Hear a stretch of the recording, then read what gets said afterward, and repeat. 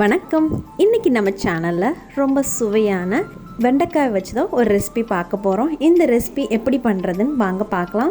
எல்லாருமே வெண்டைக்காய் பொரியல் செய்வோம், ஆனால் ஒருத்தவங்களோட மெத்தட் டிஃப்ரெண்ட்டாக இருக்கும். அது மாதிரி இன்றைக்கி நான் எப்படி பண்ணுறேன்னு வாங்க பார்க்கலாம். முதல்ல நம்ம வெண்டைக்காயை எல்லாத்தையும் நல்லா வாஷ் பண்ணி எடுத்து வச்சுக்கலாம். இப்போ நம்ம வெண்டைக்காய் எல்லாத்தையும் கட் பண்ணி எடுத்து வச்சுக்கலாம். ஒரு அரை இன்ச் அளவுக்கு இருக்கிற அளவுக்கு கட் பண்ணி எடுத்து வச்சுக்கோங்க எல்லா வெண்டைக்காயும். இப்போ பாருங்கள், எல்லா வெண்டைக்காயும் இந்த அளவுக்கு கட் பண்ணி எடுத்து வச்சுக்கலாம். இப்போ இது எல்லாத்தையுமே நல்லா ட்ரை ஆகணும். தண்ணி பதம் இல்லாத அளவுக்கு நம்ம நல்லா ஒரு அரை மணி நேரத்துக்கு நல்லா ட்ரை ஆகணும் வெண்டைக்காய். அடுத்து ஒரு பெரிய வெங்காயம் எடுத்துக்கோங்க. இதை சின்ன சின்ன பீஸாக கட் பண்ண தேவையில்லை, நம்ம மிக்சியில் போட்டு தான் அரைக்க போகிறோம், அதனால் பெரிய பீஸாகவே இருக்கலாம். இப்போ ஒரு பெரிய வெங்காயம் எடுத்துருக்கோம்.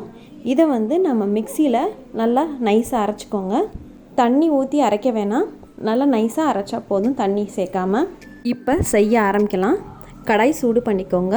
அதில் ஒரு டேபிள் ஸ்பூன் அளவுக்கு எண்ணெய் சேர்த்துக்கோங்க. இதில் அரை டீஸ்பூன் கடுகு. இப்போ கடுகு நல்லா வெடித்ததுக்கப்புறம் நம்ம கட் பண்ணி நல்லா ட்ரை ஆகி எடுத்து வச்சுருக்க வெண்டைக்காயை இதில் சேர்த்துக்கலாம். இப்போ இந்த வெண்டைக்காயை நல்லா ஃப்ரை பண்ணிக்கலாம். இப்போ நல்லா மீடியம் ஃப்ளேமில் வச்சு ஃப்ரை பண்ணிக்கோங்க. இப்போ பாருங்கள், வெண்டைக்காய் நல்லா ஃப்ரை ஆகியாச்சு. இப்போ இதை நம்ம ஒரு பிளேட்டில் ட்ரான்ஸ்ஃபர் பண்ணிக்கலாம். இப்போ இது பிளேட்டில் ட்ரான்ஸ்ஃபர் பண்ணதுக்கப்புறம் இப்போ கடாயை திருப்பி சூடு பண்ணிக்கோங்க. இதில் ஒரு டேபிள் ஸ்பூன் அளவுக்கு எண்ணெய் சேர்த்துக்கோங்க. இப்போ திருப்பியும் ஒரு 1/4 டீஸ்பூன் அளவுக்கு கடுகு சேர்த்துக்கோங்க. கடுகு நல்லா வெடித்ததுக்கப்புறம் நம்ம வெங்காயம் அரைச்சி எடுத்து வச்சுருக்கோம்ல, அதை இதில் சேர்த்துக்கலாம். இந்த வெங்காயம் அரைச்சது சேர்த்ததுக்கப்புறம் மீடியம் ஃப்ளேமில் வச்சு அதை நல்லா வதக்கிக்கலாம். ஏன்னா வெங்காயத்தோட பச்சை வாசனை போகிற முடியும் நல்லா வதக்கணும்.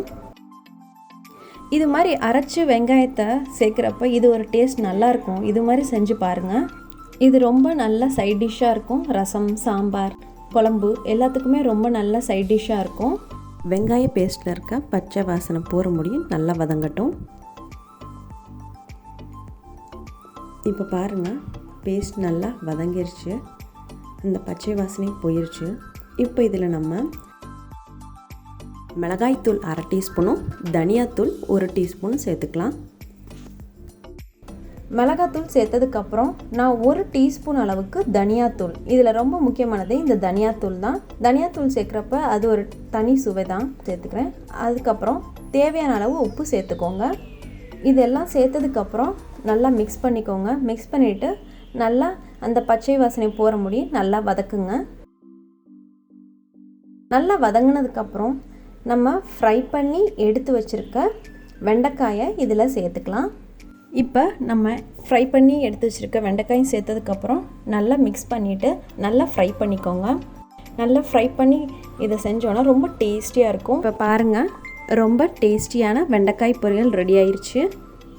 இந்த வெண்டைக்காய் பொரியலை ட்ரை பண்ணி பாருங்கள், ரொம்ப டேஸ்ட்டாகவும் இருக்கும். குழந்தைங்க கூட ரொம்ப விரும்பி சாப்பிடுவாங்க. நம்ம சேனலில் இருக்க மற்ற பொரியல் ரெசிபீஸையும் ட்ரை பண்ணி பாருங்கள். வீடியோ பார்த்ததுக்கு ரொம்ப நன்றி. பிடிச்சிருந்தால் லைக் பண்ணுங்கள், ஃப்ரெண்ட்ஸ்க்கு ஷேர் பண்ணுங்கள், மறக்காமல் சப்ஸ்கிரைப் பண்ணுங்கள். நன்றி.